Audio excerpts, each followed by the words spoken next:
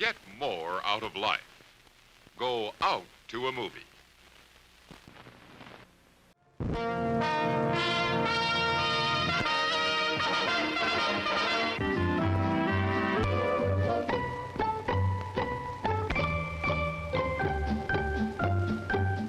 Welcome to your favorite drive-in theater and a sparkling new season.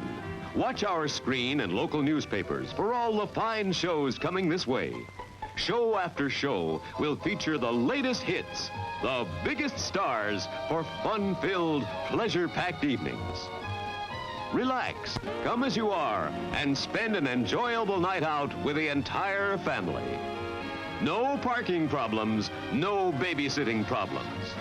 And there are always tasty snacks at our modern refreshment stand. Thanks, folks. And once again, welcome back. Hello and welcome to episode 31 of Dead with My Friends podcast. As always, I am your co-host Steve. And I'm your co-host Nick. And on this episode, we're going to be covering Robert Rodriguez's Planet Terror.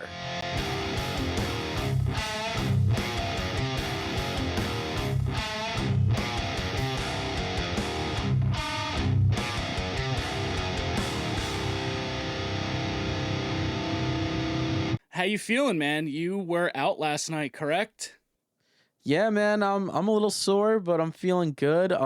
Last night was Fleshwater at Big Cat in Kingston, which is a DIY venue.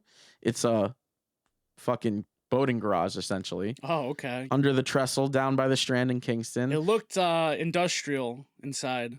Yeah, it's a boating garage, man. It's fucking crazy.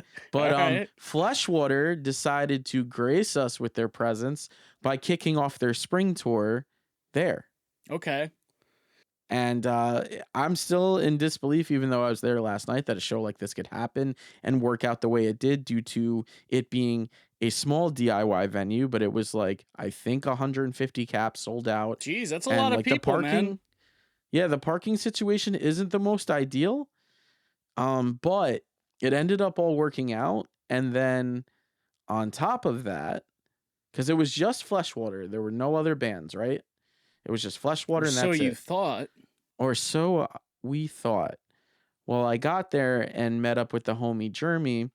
We all met up with like people that, we run into at the shows and shit. Fucking Terry from Quiet and Age of Apocalypse, he came out to us. He was like, yo, Vane's playing a secret sect. I was like, fucking what? pretty shocked when I had seen you post about that because I love Vane, dude. Dude, I've always wanted to see them. So I was like, I had to like process it and like, holy shit, I'm going to see Vane like in Kingston in this DIY venue. So immediately like Jeremy went out to like, roll some joints and I immediately just started stretching and shit. And I was just like, okay, I was prepared to like chill, but I have to turn it the fuck up for Vane and I have to mosh. And how'd it go? It was awesome, dude. It was fucking awesome. Like, I mean, obviously like Fleshwater was like super sick. And they sound so good live and they sound just like the record. But then like when Vane came on, like all of the homies came out like and just we fucking mosh and it was a great time. Although I got fucking beer spilt on me. So like my fucking House of Black windbreaker, like I gotta get that shit in the wash ASAP. But other than that, like man, it was pissy just, beer. I hate the fucking smell of beer and alcohol, all that shit. But overall, dude, it was a fucking sick night. It's so crazy that a show like that would just fucking happen in our area. Like, Fleshwater's fucking huge now. They've really blown up. And they were the only guys on the bill. They were the only band that was supposed to be on the bill that night. Yep. That's but crazy. it's pretty much all of the members of Vane too. Yeah. So they just were like, here, secret Vane set, and it was fucking insane.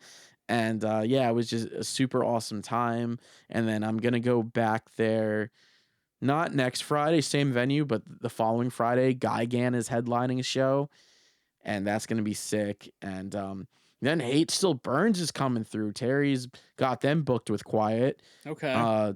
So I always, it's a reoccurring thing where something comes up where I always have to miss Quiet. So I'm like, I have to make it out. I mean, this last time that they played at Quinpins with Ankle Biter, fucking I was stuck at Mavis because of how bad the potholes are on 209. Oh yeah. I had the big old bubble in my tire and that shit was ready to burst. And with Subarus, like when you get a tire change, you have to keep like a same pair. Right. So I went with a bit of a cheaper all weather, and then I had to replace like the first two pair. And I knew I needed a fucking oil change regardless and an alignment, so it just all fucking added up. And I missed out on Quiet and Ankle Biter and Grave Heist, but I'll be seeing Grave Heist this Saturday at the Outsider Magazine show for the Gone Mad tape release show, essentially. And but yeah, and then like Stifled played like a secret fucking set at that show at Quinn's. I was like, fuck, man. I had major FOMO. Like I should have been there, but like, you know, seeing Fleshwater and Vane fucking made up for missing that show. And like we have like really good shows coming to the Hudson Valley that are local, but with, you know, a couple of like bands from the outside that are really sick coming into our fucking venues here. So it's really awesome to see. Yeah, but that's all I've been up to, man. I have to get out to a show, man. It's been a while. You really do. The last show that I went to was the Roanoke show, and that might have been in like January or February. But I am planning on going and seeing Alpha Wolf next month down in the city. I don't know if you want to go. I don't know if that's your jam. I'm good, man. I'm not my jam, man. It's a Friday you fucking night. Enjoy. I know you really want to see Alpha Wolf. Yes, dude. I've been fucking dying to see Alpha Wolf, and the lineup is sick. Not really my thing, my jam. I get it though. I mean, if you can't make it, it's all right. But I'll throw you the date, and if nothing's going on and you want to come down, you know, well, fucking, they're playing with Chamber. They're playing with Unity, Texas, TX. They're playing with Emir, and Alpha Wolf, and I think maybe somebody else. But nah, it's a pretty cool lineup. I've seen Emir a shit ton of times. I'd probably only be interested in seeing Chamber. Yeah, I've seen Amir quite a few times. I don't like the new shit. Obviously, like Goodbye to the Gallows, Respect Issue. Yeah. Shit like that, of course. And like, you know, fucking Felony. But Felony's good. Those are good albums. Yeah. This, Speaker of the Dead is like one of the more recent albums. I do like Speaker of the Dead because a lot of like fucking like Demons with Ryu and shit and like some Street Fighter references and shit. Right. Solar Flare Homicide, come on, like fucking Dragon Ball Z. That's a great song. Yeah. But Alpha Wolf's new album is fucking incredible. You probably haven't listened to any of it yet, but they released a bunch of singles on it. I can't stop listening to it. I like it's just personally just not my jam. Not anymore, but I think you were the one that actually showed me Alpha Wolf. At one point, dude, definitely like in like 2016 for sure. I was like heavy into Alpha Wolf. It's just I don't know, man. That style of like metalcore just doesn't do it for me. Your taste changes, man. You know, but that kind of style, I'll definitely say, has become copied and replicated over and over and over again. And then you have like so many of these Alpha Wolf sounding bands and shit. And I mean, even like Dealer does it. And I mean, I know that that's like Aiden's new band, and he used to be an Alpha Wolf. And I agree with you though, man. It has become excessive, and I can't listen to a lot of those other bands either, but Alpha Wolves are the OGs. And their styles evolved, you know, like this isn't like their last album at all, man. It's great. I'll say this, dude. Sabian is a very entertaining guitarist to watch. Yeah. I do like his presence and shit, but like other than that, like yeah. I think they're tight, man. I think Loki is a fucking sick vocalist, man. Just everybody in that band is entertaining. No, dude, listen, they're good musicians. I'm gushing over Alpha Wolf. Yeah, they're good musicians. It's just not really my jam. That's all. But at any rate, though, I got to get out to some shows. I'm definitely going to be hitting up that show. I mean, for me, dude, I've been going to the movies a lot. I saw Dune 2. I think I spoke about that in one of the most recent episodes. I saw the new King Kong movie with the nephews. I took them. It was Dom's first movie in a theater ever. That's really cool. So he was What a hyped. movie to bring him. King Kong versus Godzilla, fucking. It's the shit he likes. Or ex-Godzilla. Yeah, it was cool, man. I enjoyed the New movie. Empire, some shit, I don't know. Yeah, who knows where they're gonna like, take it. name. I thought it was fun. And then the day after that, I went with the boys and we saw Late Night with the Devil, which I was happy to see in the theater. Oh, you took them for with the homies. No, I didn't Okay, take yeah, I didn't yeah, take yeah. the kids. I was like, wait, what? No. But yeah, man, I really want to see that, dude. That looks so good. I like the way it shot, it seems, like the old school TV cameras. And also, like, I still got to see the Maxine trailer. Oh, you haven't seen the Maxine trailer? I have not, admittedly. No, I'm going to probably watch that when we hop off. Okay. And also, dude, have you seen the Witchboard Chuck Russell remake teaser? No, but I would I'll check that out afterwards. Dude, it's Chuck Russell, director of the Blob remake. I believe he did that. He did Nightmare on Elm Street 3, Dream Warriors. He did The Mask, one of my all-time favorites. I watched that the other night. I love that movie, man. I told you how, like, when I was like 5 and 6, I would put that VHS on to fall asleep like every night. And that's what I did, but I couldn't fall asleep because the movie's so good. I just wanted to watch it. I don't know. It was just like comforting, but because I'd seen it so many times. It's like, okay, I don't need to stay up to watch it now. I could just watch a little bit of it, not have to worry about missing anything. Yeah. You know? You don't have to. But yeah, so Chuck Russell Witchboard, check out that teaser trailer because I'm actually pretty stoked for that, man. It looks pretty awesome. Okay, yeah. I mean, it's Chuck Russell. He's a good director and shit. Yeah. So I mean, he's got some good titles behind him. Well, watch Maxine, man. I don't know if you heard me, but I said I think that this might be the best out of the three. Yeah, I did. Oh, you did? Okay. Yep. It's set in the 80s, Los Angeles. Just, oh man, looks so good. Definitely looks like a good thriller slasher. So Ty West is the fucking man, dude. Ty West has always really been killing it, man. Like I've really enjoyed everything Ty West has done. From House of the Devil to The Sacrament. There's like a whole Mandela effect thing. Dude, there's a Mandela effect thing that goes on in my mind with that movie because I swear it was called The Last Sacrament at some point. I swear it. It was called The Last Sacrament. So anytime I talk about it, I call it The Last Sacrament. But so The Sacrament, what he did with VHS and everything like that.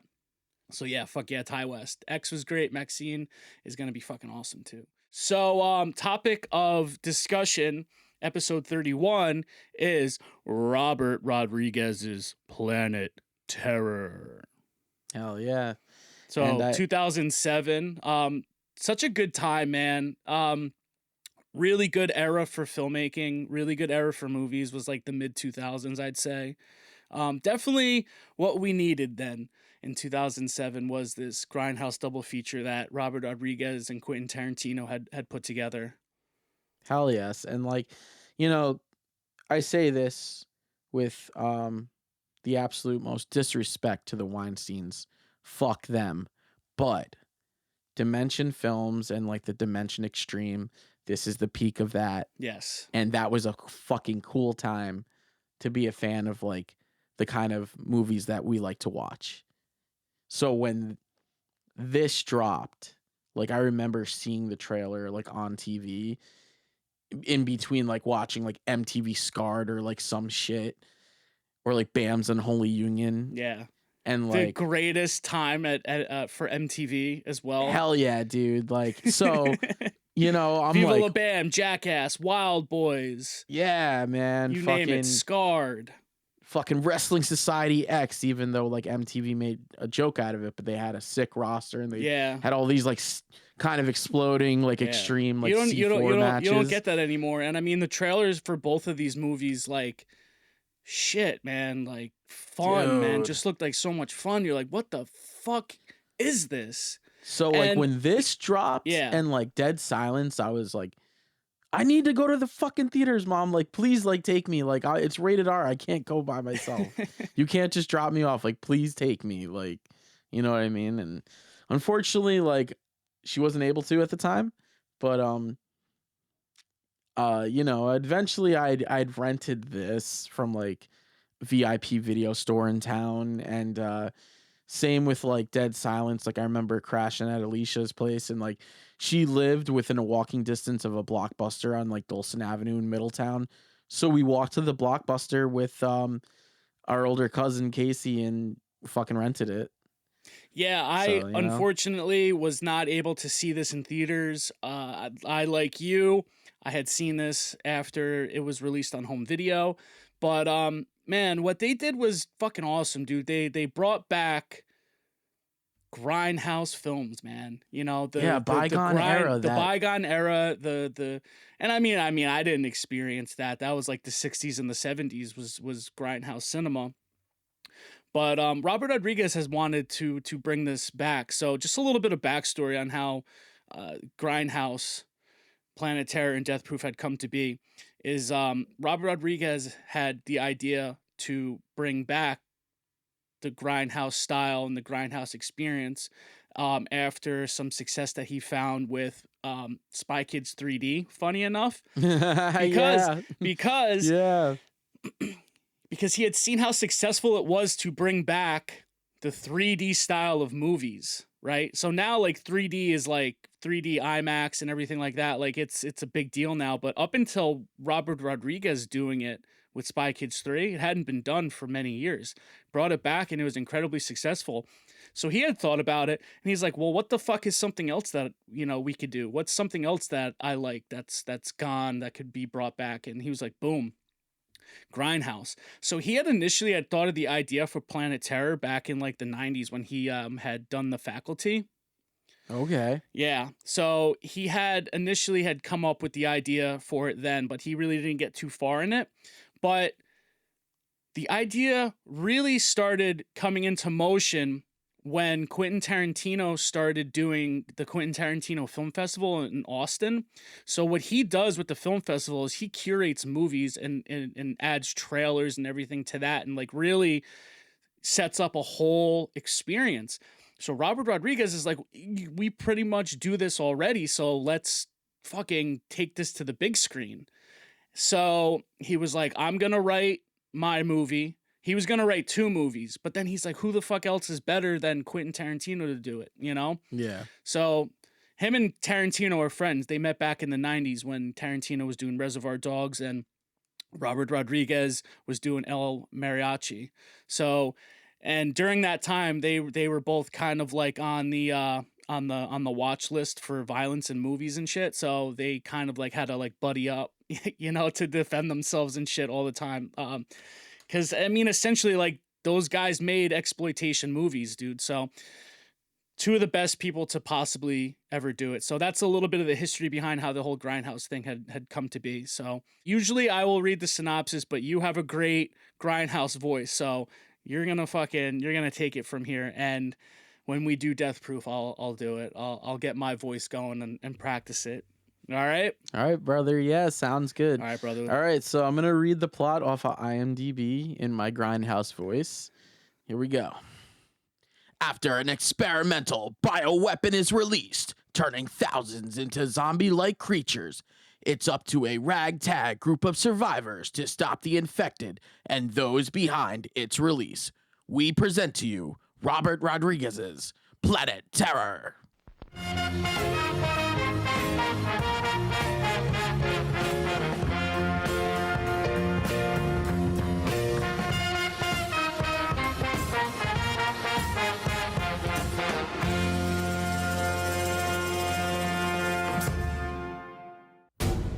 Say a prayer for your old man. No dead bodies for Dad tonight. What happened to your arm?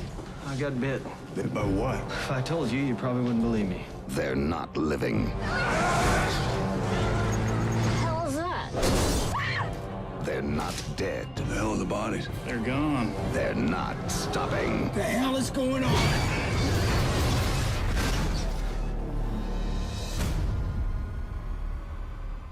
Jerry. This infection will spread all over the world. You want the story? I'll spin it for you quick. We got a face full of DC too. Where the laws of science are broken. Right now, the soldiers are turning. Don't taunt me, Tramp. Once that happens, they'll tear us apart whether they want to or not. The side effect is terror. I swore to my men that I'd do everything in my power to keep them alive. I never had a choice. Now, the last hope for humanity. I'm gonna go get Jerry. Fine, but we're taking my car. I'm riding with you. Rests in the hands of a few. I have no leg! Made you something. Stand. Up on. No, the other way. No, the other way.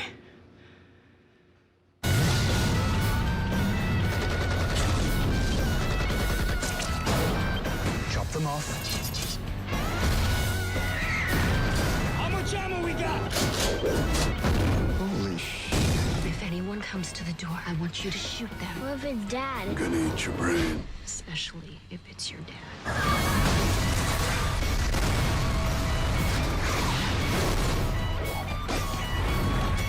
Move out!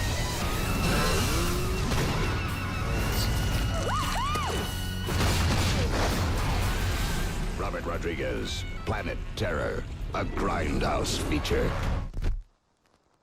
So as the movie opens, we get first a Grindhouse trailer of Machete with Danny. fucking the one and only Danny Trejo. The Mexican Charles Bronson, as Robert Hell Rodriguez yeah. calls him. Hell yeah. I think they're cousins. Really? Yeah, That's sick if they are. I think they're cousins, and I think I think they found that out during From Dusk Till Dawn. Oh, no shit. Yeah. Hell don't, yeah. Don't quote me on it, but like that's what I think. Gotcha. But- That would be really cool though, if that's legit. But yeah, so we get the Machete trailer, and then we've got like the opening credits with the fucking, Robert Rodriguez score, and we've got Rose McGowan as this go-go dancer named Cherry, and she's dancing along to the credits, and it's so fucking authentic, and we get to see like the fucking top bill of like cast and shit, and it's just fucking classic kind of opening, and Dude, that it's a- graininess to it. It's man. a fucking great cast, dude. Rose McGowan as Cherry Darling. We have Freddie Rodriguez as Wray or El Ray.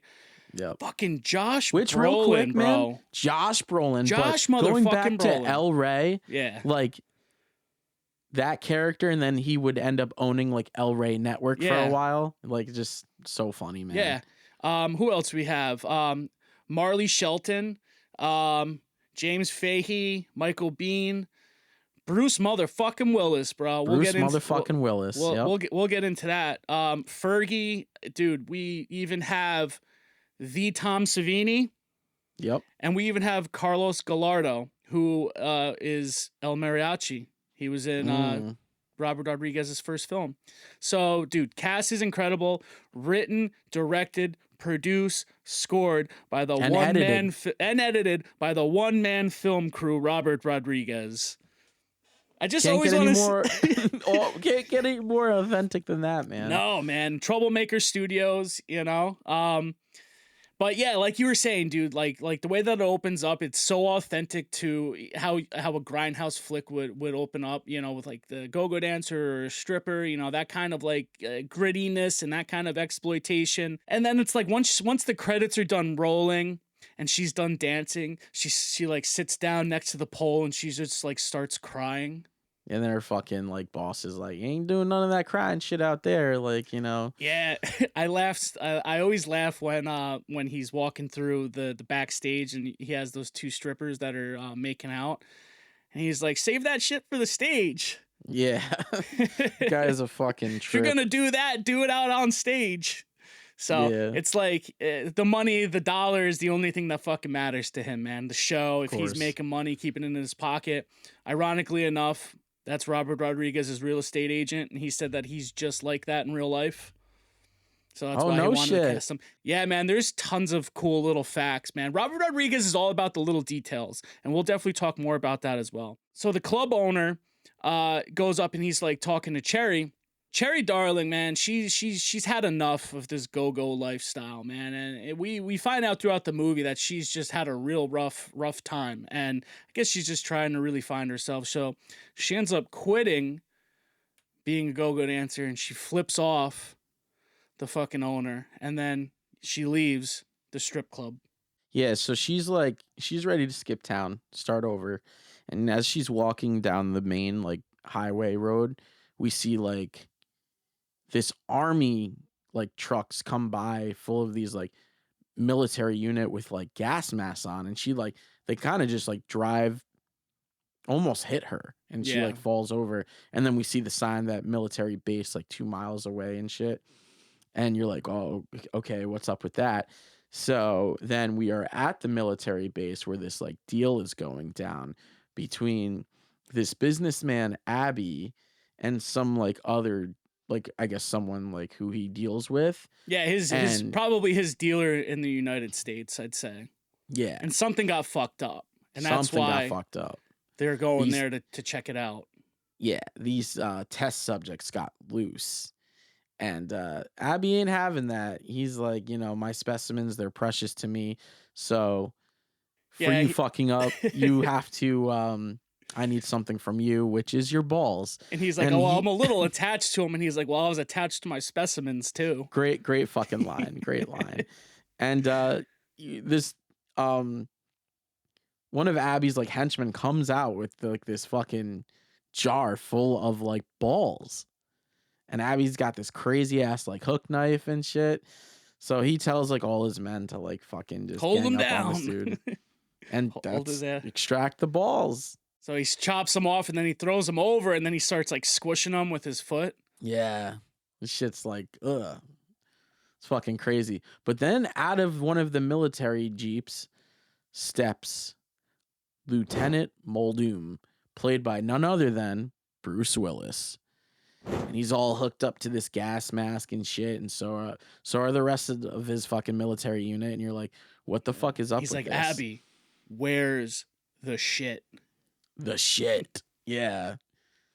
And the shit turns out to be this DC-2 like gas that they're hooked up to. Like they need it for some reason, which you find out like later why, but so there's like these tanks there, but the one guy that Abby like collected the balls from said there's an even bigger like source for this shit. Mm-hmm. So Lieutenant Muldoon is like, you're holding out on me. And then it becomes like a gunfight. Yeah. Essentially. Like it's just fucking nuts. But like Lieutenant Muldoon and all of his like fucking military unit, they get the upper hand on fucking Abby and his henchmen, and they hold down fucking Abby, and like Bruce Willis is like, now I got you by the balls. Yeah. And like Abby's like, oh, so you think? And he fucking shoots the gas tank. Well, yeah, full of the. Bruce Willis has another good line. He's like, so tell me now, where's the shit?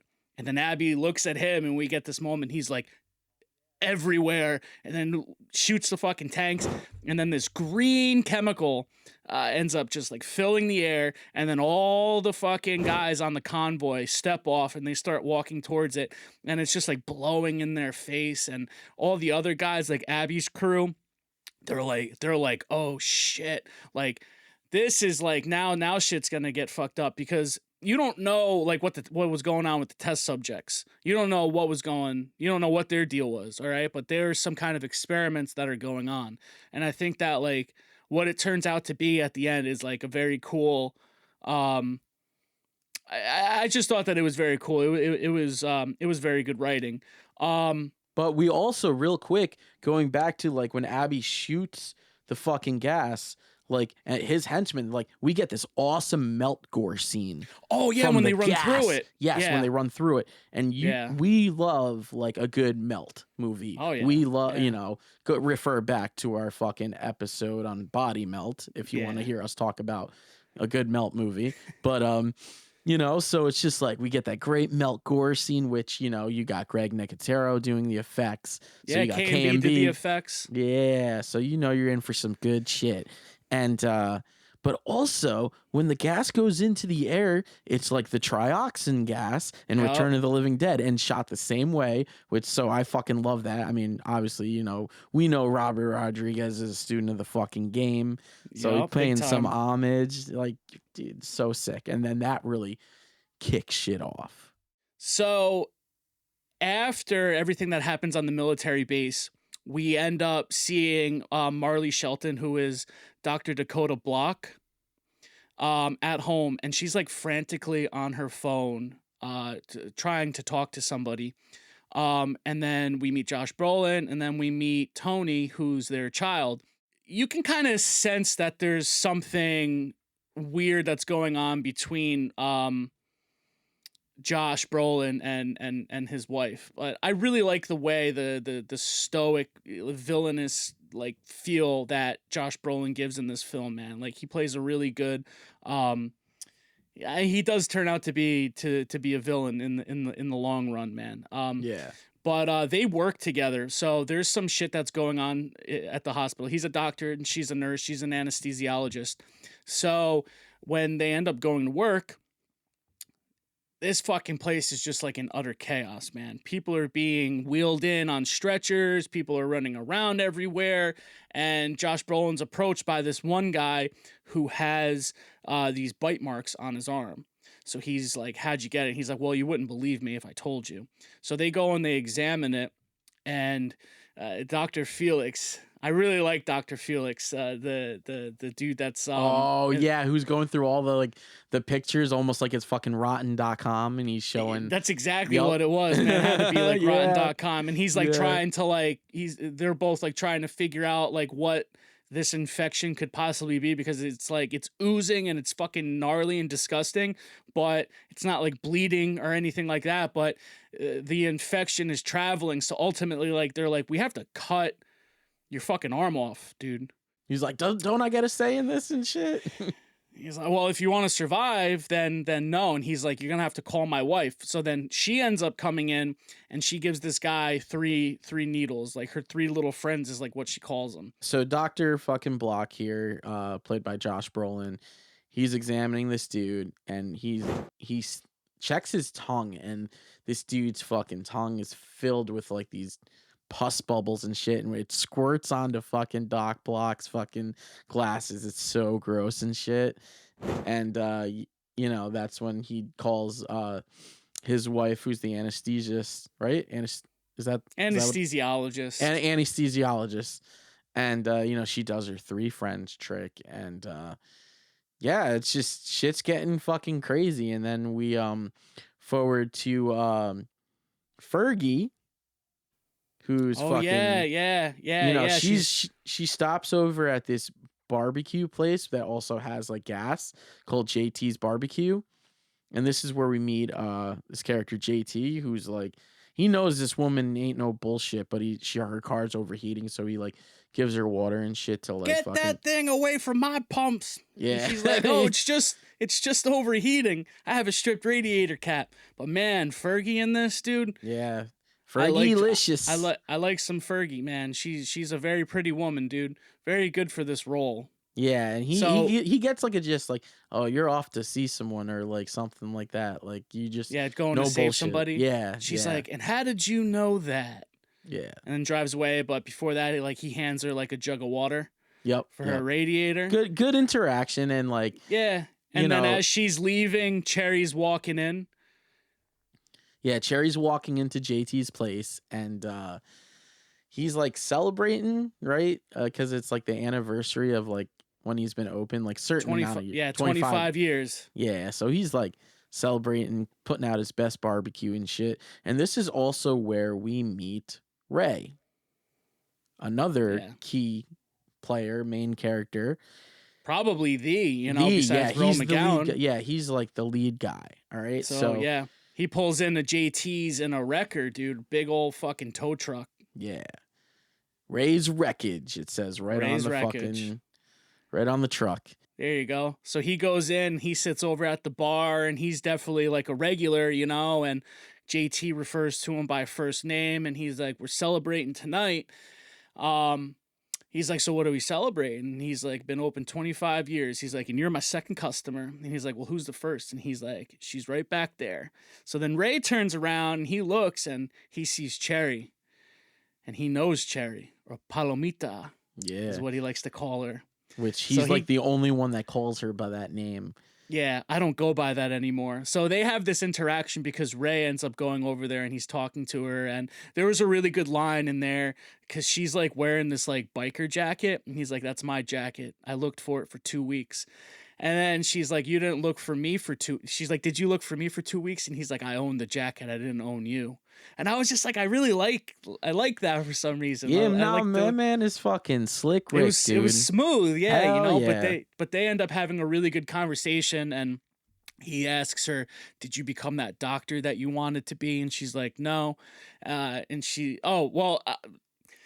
I like also calls her Palomita. She's like, I don't go by that anymore. Well, what do you go by? Cherry darling. And he's like, sounds like a stripper. She's like, no, it sounds like a go-go dancer.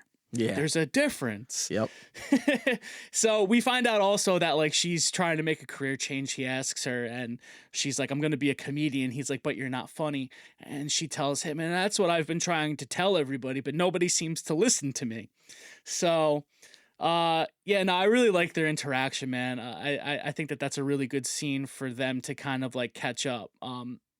It happens kind of quick, but the thing that I like about this movie is like the way that it starts is like sometimes, you know, a movie will kind of get a little boring in the beginning when we're trying to establish and get to know all of these characters. But the way that Robert Rodriguez writes it is you get straight to the point. You know how these characters are.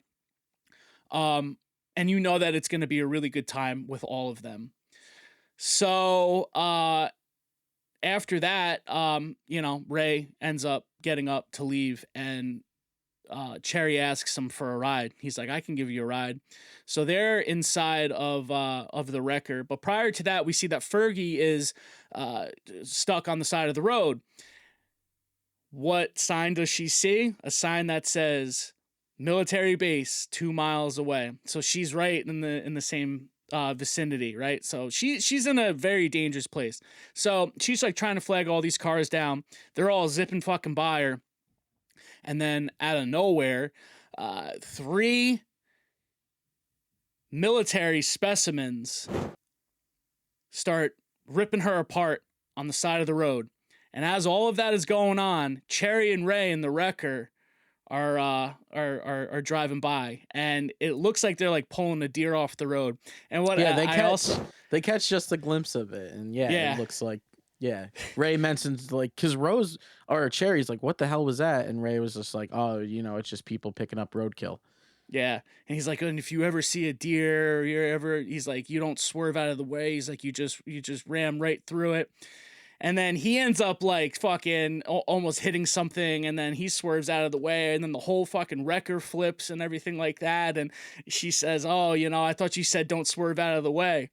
So then at that point, the fucking wrecker's flipped over. Those specimens end up coming, and they pull Cherry out. Wray gets out of the car, and then he has a fucking gun underneath the seat that he ends up, gets hidden under the seat. So he goes and he tries to save her, and we see that she's like in the woods and they're eating at her leg. He shoots and kills all 3 of them, and then he rushes her to the hospital. So I don't think that they ever like bite her because she would have turned, but they're like ripping at her leg for sure. Cause like I thought about it, I was like, why wouldn't she have turned? But then, cause she had every opportunity to get bit, but she didn't. They tore the leg off, and then they run away with it as Wray is shooting at them. So this is where the stories now converge, because Wray ends up rushing Cherry to the hospital where Josh Brolin and Marley Shelton are working at the hospital that we were at beforehand, where all this fucking chaos is going on. So they end up getting her in a room, and then ultimately, like, we find out that the leg is missing. They had to cauterize and continue with the amputation. So she is currently legless. Yeah. And fucking Wray tells Doc Block like that these people just tore her leg off and took off with it. So then we've got, the sheriff and the deputies show up, and one of the deputies is none other than fucking Tom Savini himself. Yep. And then Michael Biehn is Sheriff Haig, and they come into the hospital, and they're on a fucking mission because, I mean, shit's hitting the fan in their town, and he knows Wray. So he's trying to get all the information as far as like, well, why was there a go-go dancer in your flipped wrecker and all this shit, and like what's going on, what do you know? And I guess Wray also he tells him that he had to shoot the fucking mutants or zombies, whatever you want to I call them toxic mutants. That's what I have in my notes. I call them mutants because I feel like they're more mutated than they are. Yeah, they're like not zombies. Yeah, but anytime like I've heard like Robert Rodriguez or Tarantino talk about it, they call them zombies. But either or, you're in the right ballpark. So toxic zombies, I like that. Yeah, I call them toxic mutants. Yeah, toxic mutants. My bad. Yeah. I like that, but I like toxic zombies too. Anyways, so Sheriff Haig ends up arresting Wray and then takes him down to the to the police station. But you know what's funny is right before he does that and detains Wray for questioning, Wray is like looking around the fucking hospital and all these people are coming in. They're all like have these like mutated effects, and he's just like pus and fucking boils and he things and he even says to like the sheriff, he's like, "Do you think we could talk about this like somewhere else or like, because it's just a great scene because it's just like it's leaving those trail of breadcrumbs for what's to come next." Yeah. Because, shit just really starts to hit the fan at the hospital. I mean, all of these cadavers are coming in, and also none other than Fergie. And it's funny because the one medic's like, yeah, this one's a no-brainer, and they like lift her head, and her brain is completely gone from the back of it. Yeah. So this is actually a good scene too, because like I mentioned earlier, Marley Shelton's character, Dr. Dakota, she's frantically texting somebody and trying to get a hold of somebody because she's trying to hit the road with her kid, right? So when they wheel Fergie in, Josh Brolin comes over and he's like been like chewing on a fucking thermometer. He's got like a glass thermometer. So fucking crazy, yeah. Yeah. So this one's a no-brainer, and he pulls the sheet back and he breaks the fucking the thermometer in his mouth, and he's like, "Call my wife." So she ends up coming in, and then you find out that she knows Fergie. But Josh Brolin goes to talk to his wife in private. But prior to that, he takes Fergie's phone out of her pocket, and then he starts pressing his wife about it. He's like, "I thought you guys didn't talk to each other anymore. I didn't think you guys communicated anymore." So we find out, though, ultimately that Fergie was on her way to pick up Dr. Dakota. They are former lovers who are still, I guess, communicating together. So she's trying to leave her husband, and he knows it, and he says, "You're nothing but a lying sack." But this is what I really like about this scene. Also, I think that this is great. As he's talking to her and as he's pressing her, it's a very intense moment, and he pulls out her little friends, and she puts her hands up to defend herself, and he starts stabbing her, and then her fucking hands go limp, and she can't use them. She's got paralysis in her fucking hands and everything. Yeah. So he ends up shoving her in a closet because he's gonna go. Real quick, I just love that he does like all of her lines. Like this friend, you just feel a sting. And this friend, like, he does everything that she does. And then her fucking hands start to flop. Yeah. He's like, "It looks like your friends are working." She has a cell phone in her hand that she wouldn't give up. So she drops it, and then he compares both of the phones and sees the same exact text message. And now he knows he was right. She's cheating on him. She's leaving him. And she tells him, "Oh, I didn't want to hurt you," or anything like that. But yeah, man, that's a great scene, dude. I love that scene. This fucking movie is just filled with them, dude. Just so good. And he's about to finish her with the last shot because he's like, "And this friend, you'll see me never again," or something like that. Yeah. He's gonna stab her, and then the paramedic is like stops him. Is like, "Yo, we got more bodies," or no, you're gonna want to see this, and it turns out that the fucking bodies, all the cadavers are gone, and you just see a trail of blood, like they've walked off, and you're like, "Oh shit!" And what I love about this scene so much, like with the hospital, is, and I know for a fact, like just knowing Robert Rodriguez and Quentin Tarantino and them loving Grindhouse films, and this being their Grindhouse film, this brings me to Italian director Umberto Lenzi's Nightmare City, because it's about these toxic mutants who fucking run rampant on the fucking city of Italy, and there's a big hospital like massacre scene, and this is what sets up for that scene. It's great that you had mentioned that, because that is actually one of Robert Rodriguez's inspirations I knew for it, this man. film, man. You had to know it. Yeah. Because initially, like, I thought, I was like, yeah, this has got like some elements of like Return of the Living Dead with the whole biochemical type deal, the trioxin shit. And then Nightmare their chemical City, here. man. Yeah. And then starring you have Hugo Stiglitz, bro, which Yep. he would use that name for Quentin for Inglourious Bastards as, you know, one of the fucking Nazi assassins. Yep. Yep. So, dude, it's just like, I love their little world, man. Yes, it's so I love good. the world building and everything like that. And there's even a part in this where you hear on the radio where they're like in memory of Jungle Julia, and Jungle Julia is the character in Death Proof, and you know, she ends up dying in Death Proof. So it's like you're as if these worlds weren't together. As if they weren't the same world. They're 100% the same world, just with like that little bit. You're like, all right, look, it's canon, same shit. Yeah. Here's my nod, you know? Yep. So, and I mean, dude, like, they consulted one another on the scripts, you know, they worked with each other on the films. One of those, like, just so good, man. Like, them together is incredible. This is like the 6th time, up until like this time was like the 6th time that they had worked together. They did From Dusk Till Dawn together, dude. Just like tons of shit. 4 Rooms they did together. I don't know if you've ever seen that. No, I have not. That's a great one. That's kind of also like another anthology. That one's really good. It's like revolved around a bellhop who goes between these 4 different rooms in one night. So really, really good, man. Tarantino does a segment, Robert Rodriguez does a segment, and then there's 2 other people who do segments in the different rooms. It's so good, dude. Antonio Banderas is in it. Definitely check it out, man. Wait a second, dude. I definitely, real quick, I have seen this movie. It's just been a long time. Now I remember. Yeah. Tim Roth is in it. Yes. He's the bellhop. Yes, Yep. dude. I remember this now. Yep. Fucking good, man. Yeah, so good.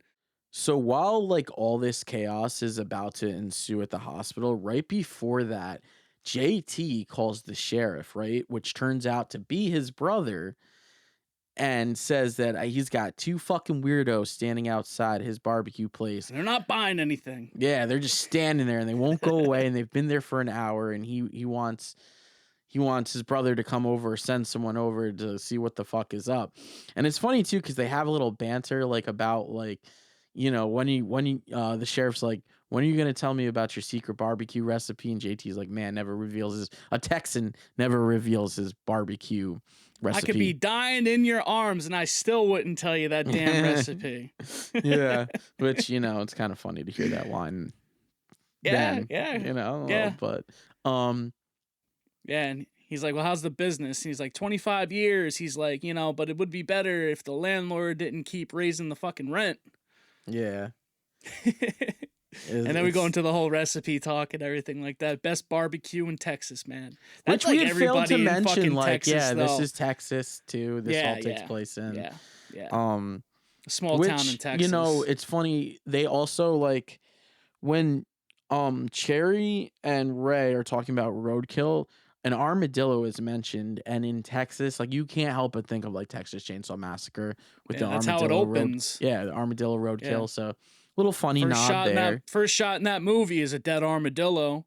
Yeah. You know? So we are now like at the police station where, you know, Ray's being questioned by the sheriff, and then one of the sheriff's deputies runs in and he's like, fucker bit my finger off, clean off and shit. And it's Tom Savini, deputy, and he shows the sheriff and he's like, got him in the back of my car. He's like, you deal with him because I'm about to kill him.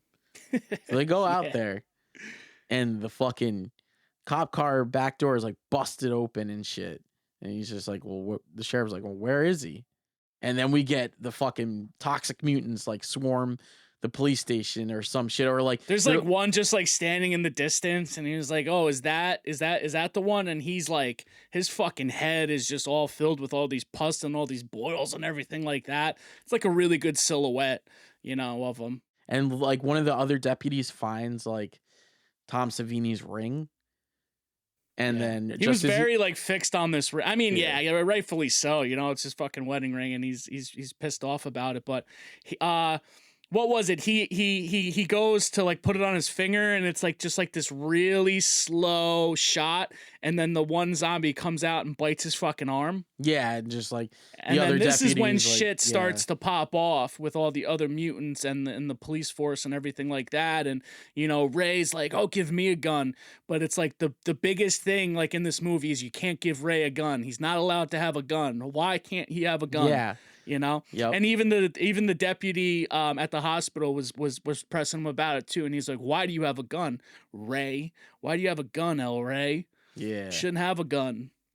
So he's mysterious, Ray. We don't really know a lot about him. We know that he drives the wrecker, but something a little bit more. There's to him, way more to this guy, and we find out kind of with like when we go to this next scene, right? So they end up killing these fucking zombies, dude. And I love the way that the blood and the gore and the effects are so in this good. scene, dude. It's just like they're shooting at them, but it's like every gun blood, is like, bro. Every gunshot is like an explosion. Yeah, I love it. Splats out at you like it's and great. Tarantino does this with a lot of his movies too, dude. Like he did it in Django and Inglourious Bastards and Hateful Eight. Like he went on to like, I mean, every movie he does, I'm pretty sure K&B does the effects for him, but it's just like that over the top fucking gratuitous gore, man. Yes, so good, dude. Yep, gotta love it, man. Gotta love it. And yeah, so like, a lot of the deputies end up getting fucking devoured or like dismembered and shit. And, but the sheriff still won't give fucking Ray a gun. But it's pretty much like a couple of deputies left, the sheriff and Ray. And, Ray, he's able to get a gun. And he does like a trick with the fucking, cause his hands and feet are cuffed.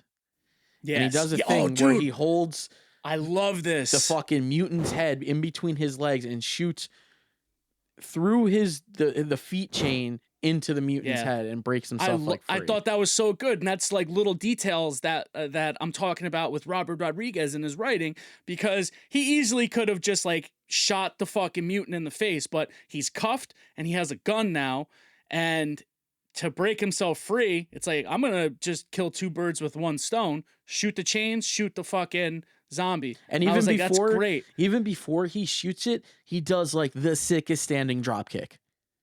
Yeah, we can tell that he's a fighter. Yeah, he knows what he's doing, and he knows how to work a fucking gun. Oh, for sure. Oh yeah, we find that out for sure.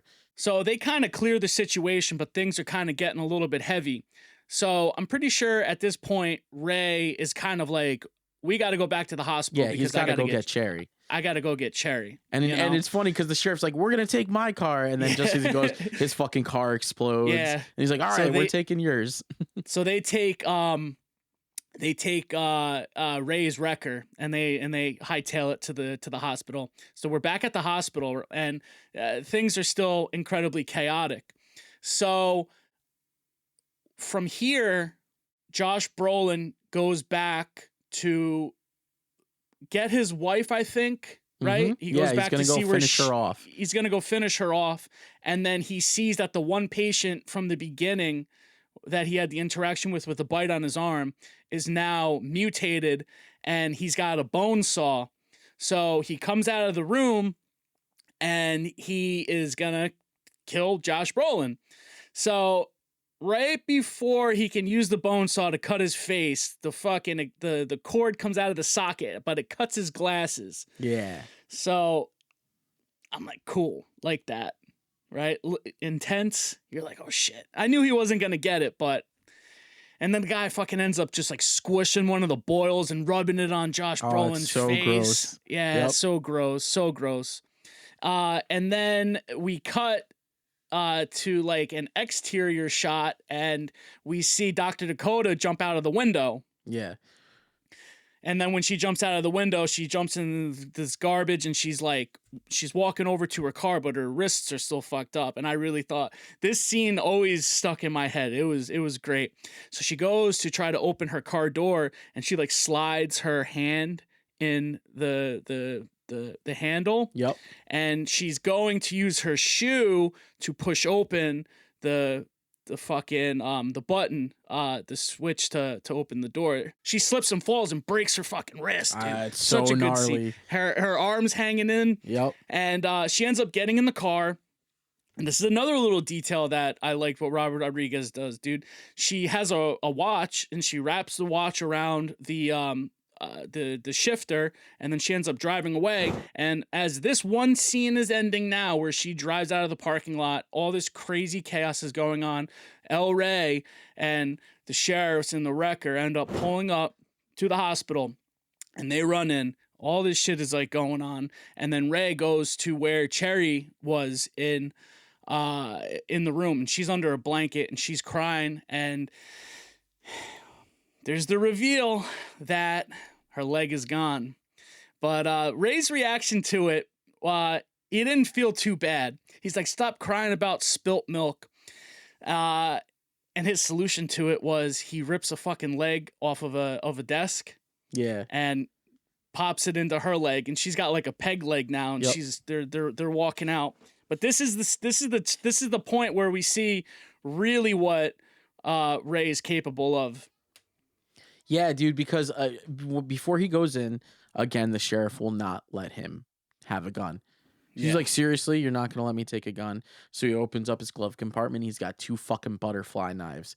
And, dude, Ray goes in there, and he's fucking clearing house, doing backflips off the wall, just like slicing and dicing these fucking toxic mutants all over the place. Slicing and dicing. That's the sick, shit man. I like to see. That's with butterfly the shit knives. I like to see, dude.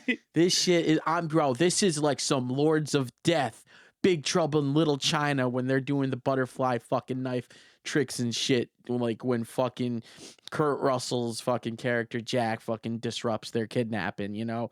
Like he straight goes Lords of Death on these fucking toxic mutants. And before we get ahead, going back to the whole fucking toxic mutant bonesaw scene with Doc Block, Josh Brolin, like that's where it truly feels like Nightmare City.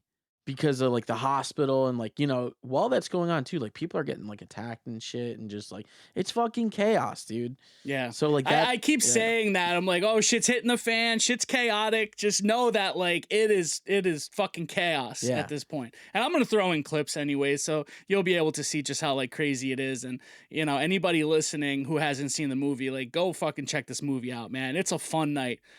Get your partner. Get some fucking popcorn, get some barbecue maybe, whatever you want, man, and sit in for the double feature. Because also another great thing about this, and I'm sure your Blu-ray does it too, but you get the whole experience with it. It starts with Machete, you watch Planet Terror, and then you got the 3 trailers in between, Werewolf Women of the SS, you have Don't, which is definitely the best of all of them, and then Thanksgiving, and then it goes into Planet Terror. Death Proof. Or and then it goes into Death Proof. Yep. So good, man. Yes. And then you got all the bumpers, all the Grindhouse bumpers before in the middle and shit, dude. It's just a fun fucking thing, dude. I'm saving all this shit for the end anyway. So where are we? So, dude, you mentioned like, you grab your popcorn, you like, you know. So my first watch for this movie, I went over to Joe, the homie Joe's place, because he had never seen Planet Terror. He's only seen Death Proof. So I brought that over, man. I brought over some fucking nachos, got the Rico's cheese. We just fucking kicked it and had some like nachos, cheese, and salsa and watched the shit. And he was like fucking blown away, dude. Like with all of the effects and just like everything. He was just like, dude, this is fucking awesome. Like this is blowing my mind, man. Like these effects are insane. This movie's nuts. Like he was stoked on it, dude. I love to see it. It's exactly the type of flick you want on a Friday night. You know what I mean? And then we watched it, on Friday night. Because like that's how it was for me, man. When I first watched this shit, dude, I went down a dollar video, fucking grabbed it, probably grabbed some nachos, you know, because they had the like the Wise cheddar cheese nacho. You know what I'm talking about? Oh yeah, yeah, right. I'm just like, that's a Friday night. It's a Friday vibe. You go down fucking like vibe, dude. 6 o'clock, man. You know, when mom gets out of work. Let's go. Let's go, brother. Let's fucking go, man. Let's go, dude. So yeah, to get us back on track though, fucking Wray is clearing house, and he's got Cherry with her in her peg leg, and they're gonna go with the sheriff and grab survivors, and pretty much everyone's gonna rendezvous to fucking JT's barbecue place. So whatever survivors are left over, they all meet over to JT's.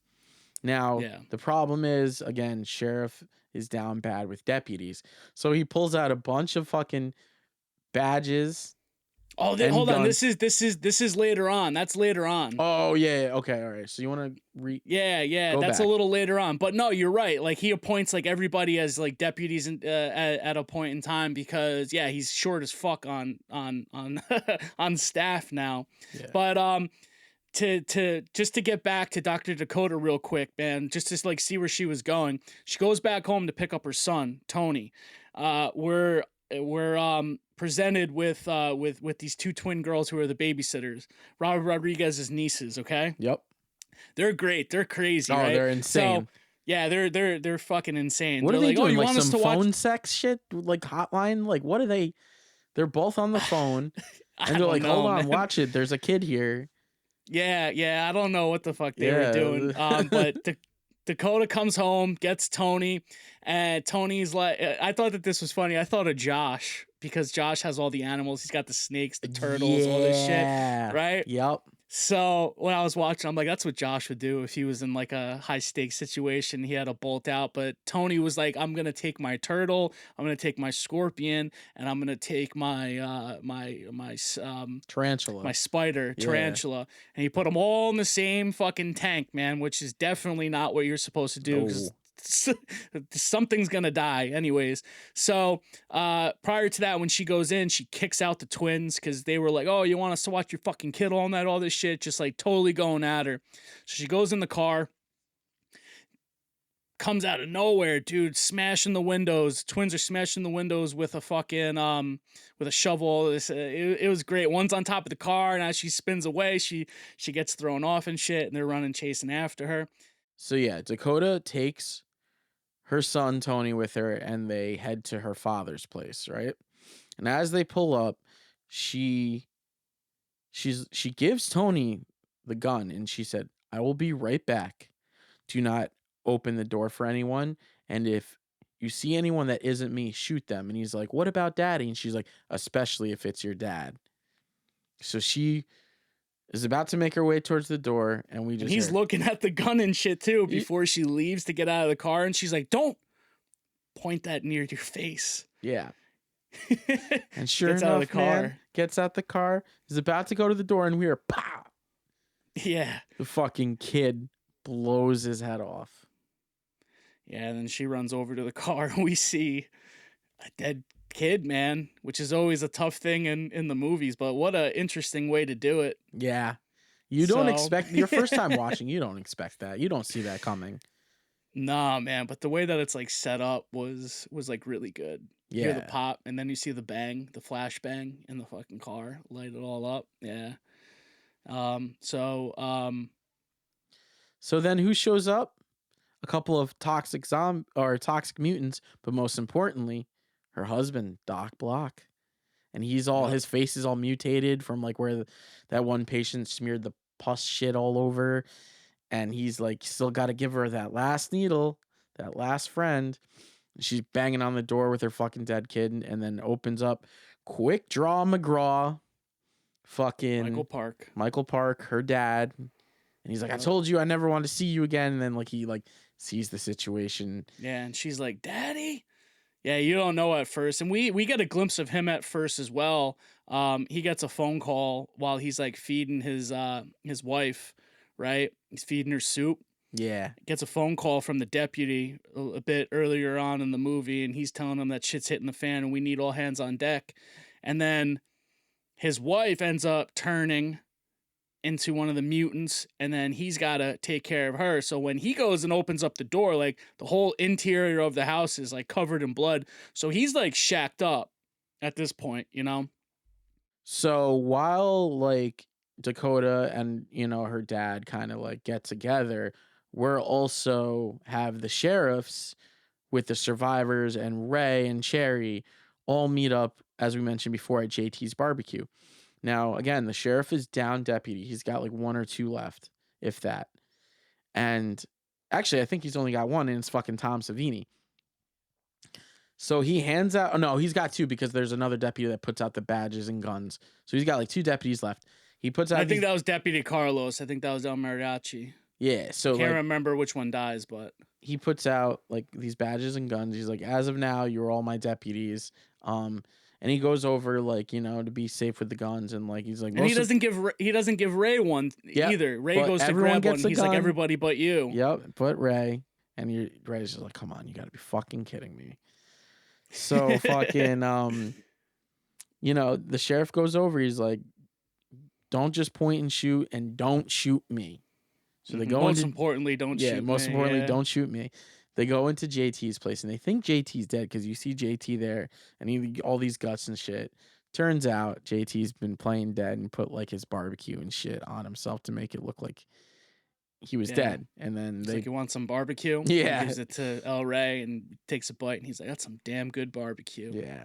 It's great. It's great, man. I love JT. Yeah. He might be like one of my favorite characters. Yeah, he's cool, movie. Man. He's cool. But you find out also that like he killed the fucking mutants that were hanging around his blew their heads right off. Yeah, and he's like, oh shit, I must have passed out, you know, after all that shit had happened. So yeah, they're all like hunkered down, trying to regroup at JT's place. And this is a pretty cool pretty interesting scene as well, because we have Cherry and Ray having a conversation in the back in JT's bedroom, and things get pretty steamy between the both of them.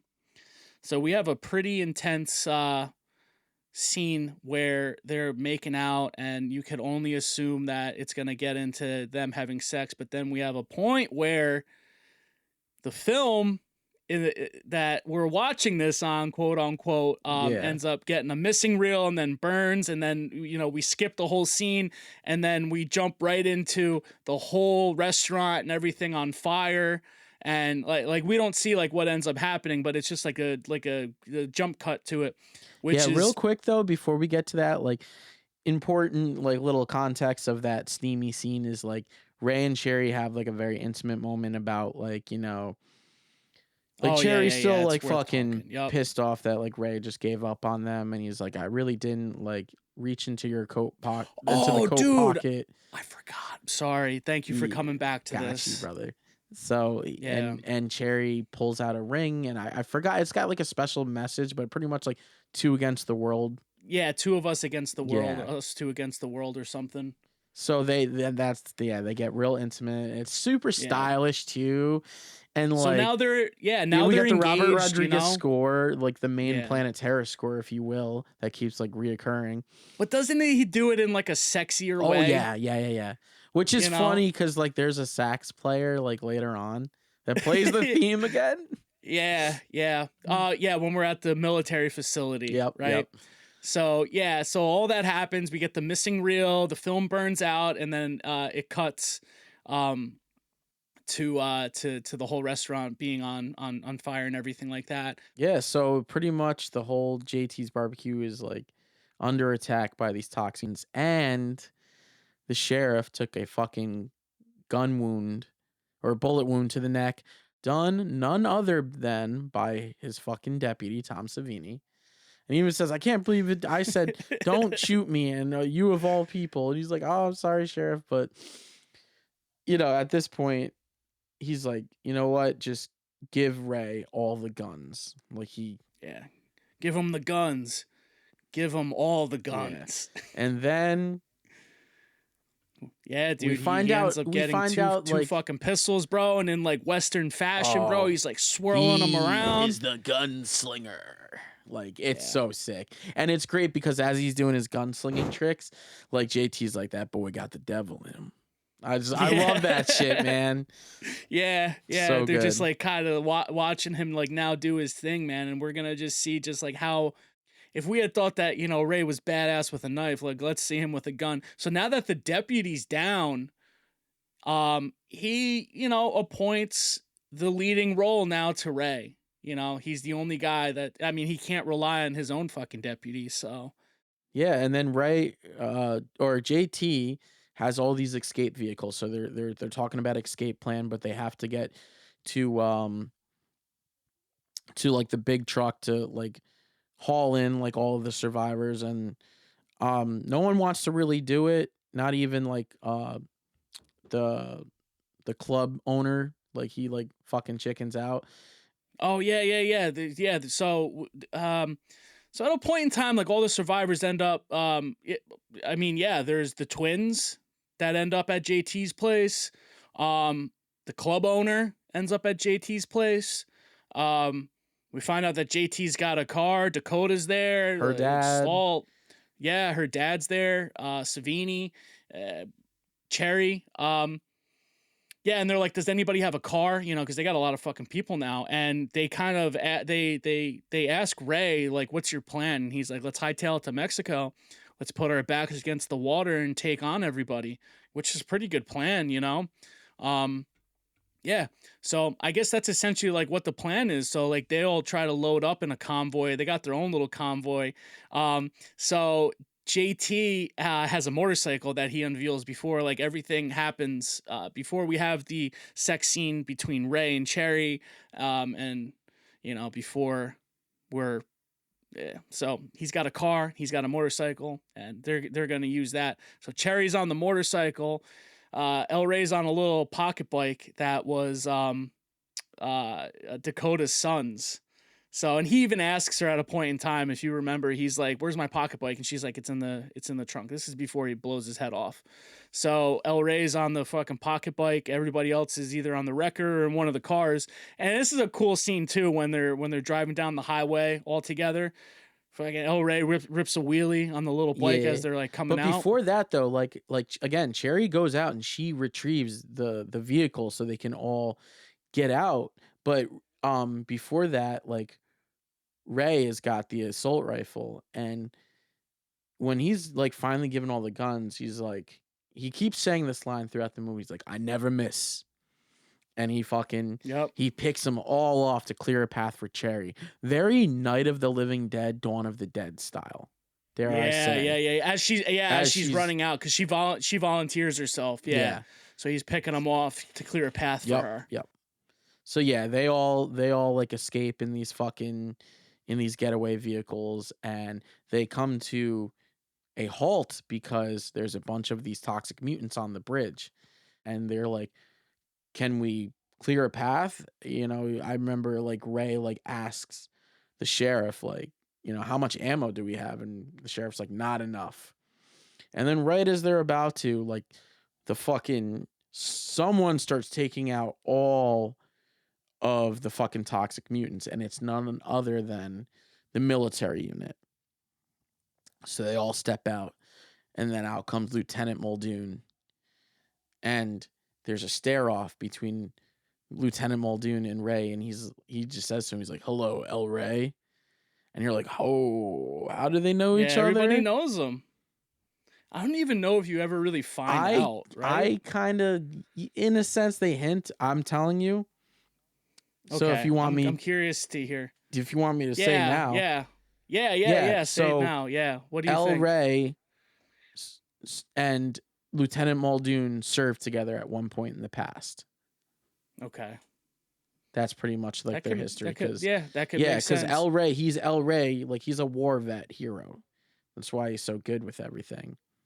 And then like that, the sheriff, once he finds out, he's like, oh, you're like the El Wray, like war hero. Like, yes, it's an honor. Give him all the guns. Like, this is the guy to do it.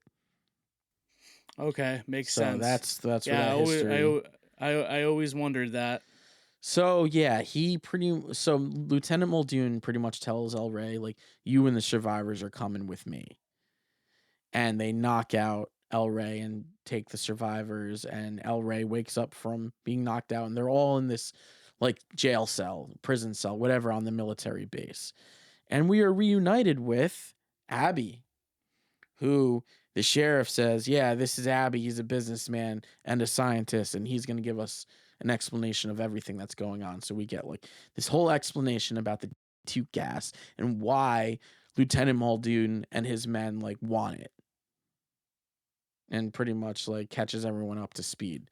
So then, yeah, and he says that he has the antidote in his lab, and then they're like formulating a plan to get him out of the cell so he can go and, you know, fucking get his antidote and everything like that. And then we're presented with none other than Quentin Tarantino. yeah, as one of the military guys. yeah, he's like, so he ends up Lieutenant Muldoon's like right hand man, if you will, and they end up taking Cherry and Dakota. Wray thought that he was gonna get a swift getaway when he slid through the cell right as like the last minute when it was closing, and then they end up beating the shit out of him and throwing him back in, and you're like, fuck, how are they gonna get him out now? So like the survivors, they devise like an escape plan, and then like pretty much I guess like JT and the sheriff, because while there's a struggle, like JT gets shot, and the sheriff, he's not doing too good from his gun wound to the neck. Because I feel like he was like trying to create like this diversion. Yeah. And doesn't somebody like his brother, like, he starts like, he like tastes the blood and he's like, oh, this is what my recipe needed, was like some more salt or like something like that. And he's like freaking out. Yeah, I took it as him like trying to create like a diversion, kind of go a little crazy to get the guards over there or whatever, what have you, right? Yeah. But pretty much they ambush the guards, and it's funny too because like there's that random character with the saxophone who uses the saxophone also to knock out one of the guards. And then you hear like, whoa. Yep, it's great. But yeah, so like Wray and you know, some of the other survivors, they like, or Wray and Abby, like, you know, they team up together and they get out, but JT and the sheriff stay behind, and they plan to like fucking detonate the place. And that's kind of like the signal for them to get out, because there's also, Abby lets them know about these choppers that they can get away in. So, but they have to go find out where Dakota and Cherry are. And we have this funny interaction, not funny, but like this crazy interaction with like, in the elevator with Cherry, Dakota, Quentin, and the one muscle fucking military guard.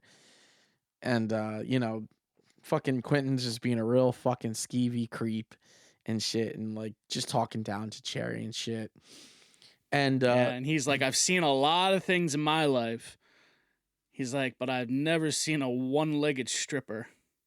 He's got like the perfect Tarantino dialogue. Like, it's so fitting for him. And yeah, he's got his gas mask on and everything like that. And so he brings them down to like this one room and like separates them, and then and then we have the whole fucking scene where he like tries to take advantage of. Yeah, and before he does that and tries to like take advantage of like Cherry and like have Dakota too, like he leaves his men who are on the security screen watching a Grindhouse trailer. It's great. It's so good. Yeah. But then he's like, I'm gonna go get my dick wet. Yeah, and he like tries to have Cherry like put on a show and puts on some music, and is like really like verbally degrading and starts pissing her off. But then Cherry fucking hits a badass spin kick with her fucking peg leg and smashes it over Quentin's face, right? And it's great because like the peg leg splinters and she impales her peg leg into Quentin's eye, and the splinter snaps off, just like in Zombie, when the zombie fucking reaches through the door, pulls the fucking Dr. Menard's fucking wife into the fucking splintered wood and pierces her eye. You get the famous eye scene. Mwah. Yep. Because you know. You know, they're a student of the games. Maestro Maestro Fulci. Fulci, Igor. It's so good. I love the homage. Yeah, Robert Rodriguez definitely paid a lot of homage to a lot of the great zombie and mutant flicks of the 80s, 70s, and 80s. Most definitely. Zombie being and one it's of great them. too because Cherry, Dakota, she takes out like the big muscle guard. She's got like this gun that could shoot her 3 friends, and she takes him out. And because Quentin's character is, he pulls his gas mask off, like he's starting to have an effect, so his balls are like melting off, and he's getting all fucked up. And she shoots like the third needle into Quentin's other eye, and he becomes like this. It's crazy, dude. Yeah, he's like fully mutated because like without the gas, without that DC, what is it, DC-20? Yeah, DC-2. DC-2. Without that, like even if it's like a couple seconds of them without the mask, we even saw it with Bruce Willis in the beginning.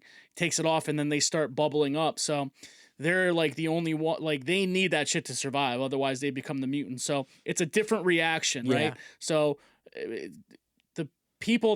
some people who are exposed to it turn into mutants and some don't, but they need it to survive. Otherwise they do become mutants. It's an interesting thing. Yeah. So yeah, while that all happens, Wray and Abby show up to Lieutenant Muldoon, and Abby throws Muldoon this bag, and it's of all of his men's balls, and they're pretty much like, we're here to stop you. But we get a backstory of like why Lieutenant Muldoon wants to release this gas and create all this like mass chaos and shit. And it turns out that Lieutenant Muldoon and his men were in Iraq, and they happened to encounter Osama bin Laden, and Muldoon was the one who killed him.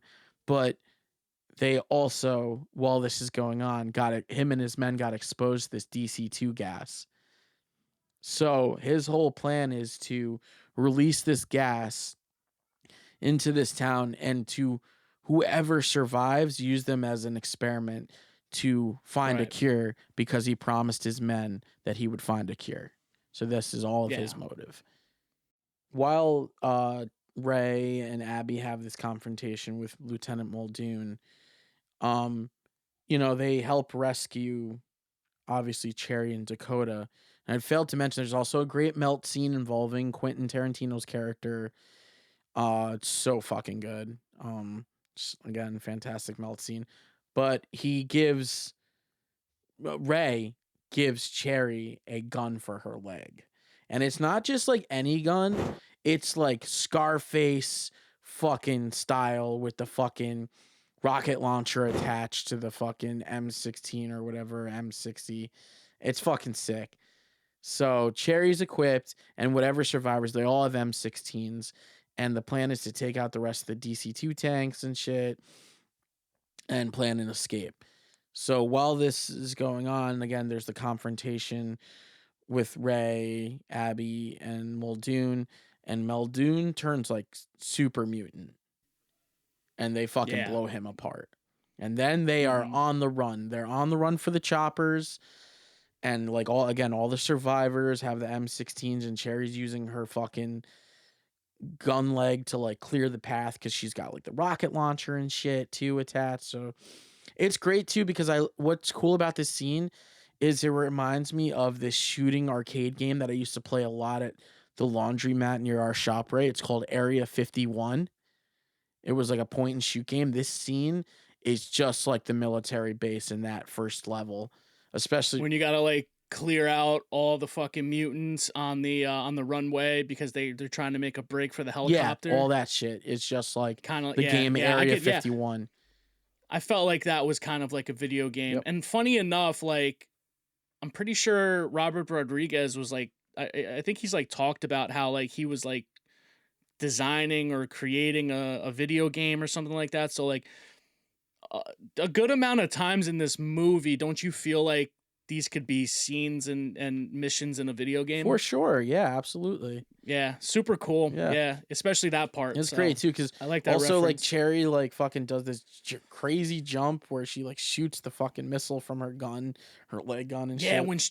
when she's like fully unleashed, right? Like when she's Mhm. gonna go and start taking care of everybody, she shoots the ground and it like throws her over. Yeah. It's like it was one of the most iconic scenes in the trailer, to be honest with you. Yeah. Was that Because she's And, also on the back of Ray's driving the chopper, and she's on the back with her fucking gun leg, just like again doing all this crazy. She even does like a fucking windmill with the gun. It's sick, dude. It's fucking awesome. Gratuitous explosion, squib. when she gets the gun leg, gore. it's easily one of the best scenes in it, and you're like, damn, dude, you're like Rose McGowan's such a fucking badass. Hell yeah. Dude. Like Cherry's a badass. Man. Cherry and Ray together, dude, is just like Two against the world. damn. Two against the Yeah, world, man. man. He's like spinning fucking donuts, Yep. all this shit. There's just a lot that happens in this scene as far as like the action goes. So like my head's going in a million different ways. But yeah, you got the great iconic scene of her and Ray on the bike spinning the donuts, like you said, shooting the fucking gun, her missiling over the thing. And then we get like one of my favorite shots when I think it was like one of the mutants shoots a missile Mm-hmm. towards her, and then like she does like this back arch. Oh and yeah, the she fucking does the missile bridge. goes through her. Yep.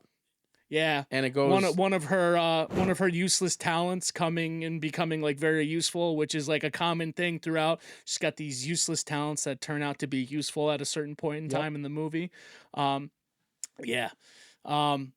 Yeah, but that's a great scene, and then they end up making their way to the chopper, and the strip club owner, he's gonna be the guy who's gonna man it, and we are confronted by Josh Brolin. Yep, Doc Block. And He's in the other chopper, and he's in his full mutant form. full mutant form, and he tries to fucking finish off his wife Dakota one last time, and just as he's about to, bah, bah, bah, bah, bah, with the fucking hammer to the gun, man, fucking Quick Draw McGraw, her daddy.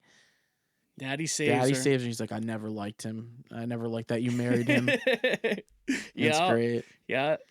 And then Michael Park just like walks away, and that's like really it, Yeah. you know, for him. Yeah, it's I don't even think you see him in the rest of the almost movie. like he just goes out into the sunset. But Yeah. also like so Ray is about to save Cherry because she doesn't realize there's a mutant with a gun behind her and is about to kill her, and Ray starts shooting at that mutant, and while they do, the mutant shoots back and fucking hits Ray a couple of times, and Ray drops. And that's where Cherry goes over to Ray, and he's like dying. He's like fucked. But yeah. you know, they're talking about he tells her to stick with the plan to go to Mexico, have your backs against the sea and fight and hold off. And he also puts his hand on her stomach because she's like, two against the world. And he's like, I never miss. Yeah. It's good, Yeah, man. It's real good. It's a sweet moment, you know. So the chopper like picks up Cherry and tells her to reach up, and they go off. But as they're going off too, like the fucking club owner does the thing with the propeller where he's like chopping up a bunch of mutants. Mm-hmm. Yeah. But they take off. I love that. And then we get like a flash forward, and it's like years later, and it's Rose McGowan like on, is it horseback, right? Yeah, they're on horseback. They're all on horseback. I'd say it's probably like a year because there's a reveal. There's a reveal.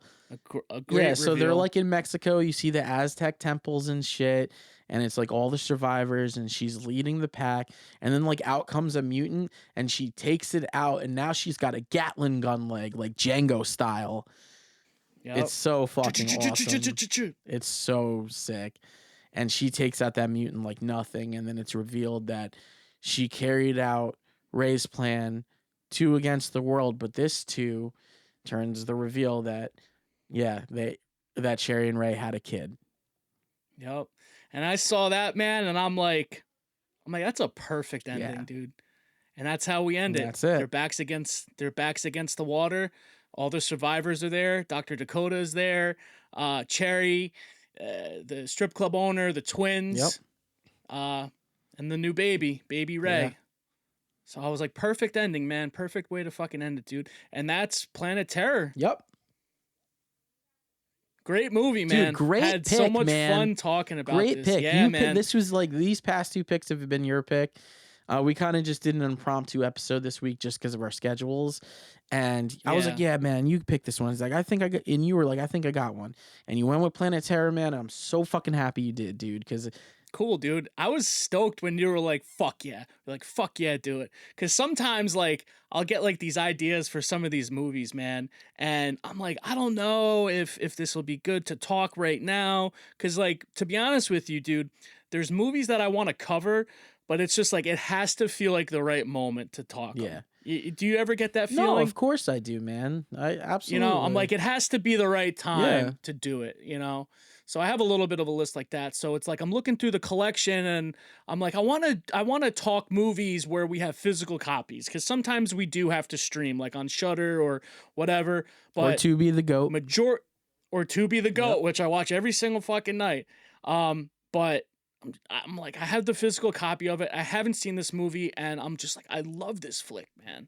And you see, another thing that we do is we pick certain movies that we do over Zoom, and then we have certain movies where we're like, we have to do them in person. So, but yeah, man, glad you enjoyed it, dude. Glad we got to sit I and talk enjoyed about it, this, man. brother. I just had so much fun I just had so much fun with this, man. I enjoyed it.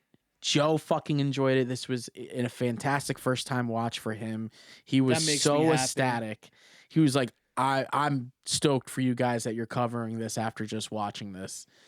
And yeah, brother, I it was watched a it great last pick. night, dude. I had a great time watching it. I had myself some Taco Bell. Hell yeah. I was watching this Hell shit. yeah. I was chilling. I had a great night. I set up the surround sound again. You remember when I had that? Most definitely. I took it away. Yeah, I took it away for a little bit because I was like, shit, man, it just feels like too much, man. It's like it's rattling my whole house. But I was sick, dude. I was out of fucking work for like 2 days, man, and I was just like figuring out something to do. I'm like, I'm gonna hook this up again. Hooked it up, dude, and I got it dialed in now, dude. So when you come down next month, man, we're gonna have the full experience, dude, again. So Sounds good. It's awesome. Looking man. forward So to it. This shit's like rattling my house, man. I'll be honest with you, dude. I think I'm gonna watch it again tonight. Okay. I watched it last night. I watched a bit of it today. Just talked about it for over an hour. But it's like, it excites me, man. Like, this movie excites me, dude. I don't know, man. I'm ready to get into final thoughts. Yeah, let's do final thoughts and rating. Do you want to go first? You want me to go Sure, first? I'll go first.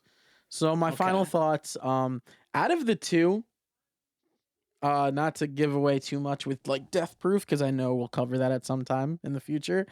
But I gotta say, this is my favorite out of the two. I love the whole reference to like Umberto Lenzi's Nightmare City, the gore effects, the melt effects, great. The whole like Area 51 fucking military base scene. It's just, dude, this movie's so fucking fun and crazy, and great cast of characters. Yeah, man, it's just such a fucking wild ride.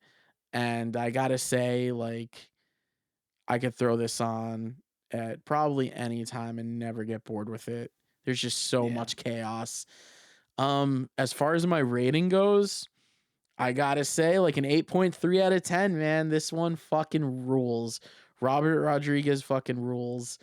And I was so happy. I'm so happy that, like, that we have this, that this exists. Yeah, it sucks that we never got the continuations, really. We at least finally got Eli Roth's Thanksgiving, and we got Hobo with a Shotgun out of this, and Machete. So we did, and Machete Kills. And Machete Kills, you're right. So unfortunately, we never got Don't. I wish we could have got Don't. That was like the one, besides Thanksgiving, I really wanted to see. Bro, Don't. that's the best trailer, dude. Edgar Wright did a fucking great job. No, with it. He fucking rules. It's like the bait and switch British horror movie. Yeah. Cause like I like what they used to do was like they'd show like they'd film the flick, but they wouldn't let any of the actors talk because like an American audience probably wouldn't want to see a British horror movie. So none of the actors talk in it, but it's just like this ghost story, dude. It just so good. You know what I think I'm gonna do, dude? I don't know if I'll add the trailers in, but I'm gonna add the links to the trailers in the description so you guys could go look at these because like they're just so well done. Rob Zombie did them, Edgar Wright, Robert Rodriguez, and you know Eli Roth, man. So, but 8.3 you said out of 10. Cool, man. Cool, dude. I agree with everything you said, man. I feel like this movie, dude, it's fun as fuck, over the top, great fucking gore, great actors. I feel like it was written just so great. I should just say great overall, man. I love this movie. I'm glad it exists in this world. I feel like what Robert Rodriguez and Quentin Tarantino were trying to achieve in regards to bringing back that Grindhouse cinema experience, I think that they did it, and I think that they exceeded with it. Dude, it's just Robert Rodriguez is the fucking man, dude. This was his idea, and it was just perfect, dude. Planet Terror is definitely stronger of the two movies, but I will always appreciate Death Proof. We'll eventually get to Death Proof. This is an 8.5 out of 10 for me, dude. I could throw this movie on at any point in time. It's more than likely going to get thrown on again today. If you didn't know by now, we gushed over it. I really like it, dude. Sometimes this happens where I just talk flicks, man. So yeah, so glad we got to sit and talk about this, dude. All right, man. So I think, you know, that's it, dude. So with all that being said, I'm Nick. And I'm Steve. And we'll see you in the next dimension. Peace. And now, folks, it's time to say goodnight. We sincerely appreciate your patronage and hope we've succeeded in bringing you an enjoyable evening of entertainment. Please drive home carefully and come back again soon. Good night.